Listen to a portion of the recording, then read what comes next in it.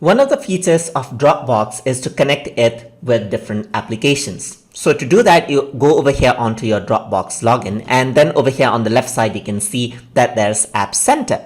So if I were to click on this, what happens is that it opens up the App Center, which you can connect with different applications of your choice. Here are some feature apps, as you can see, but you can go over here on to different collections of apps, as you can see right over there, and select other applications over here as well. So you can connect with this Gmail, with WhatsApp, by HelloFax, and so forth. So different applications can be connected, as you can see.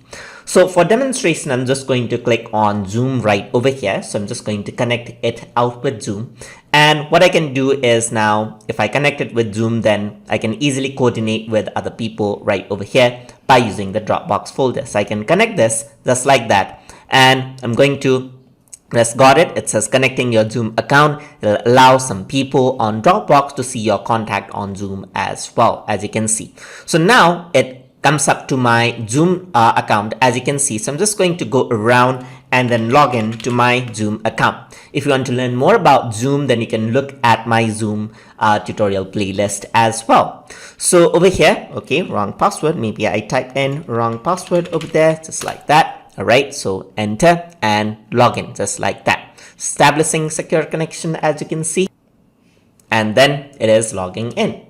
So it says, right, you may be sharing sensitive information with the site or app. Do you want to connect? I'm just going to authorize this out right over here. So you can see what happens right over here. So if you can use this information, what are accessed by Dropbox, you can save it out. And I'm just going to authorize this out right over here.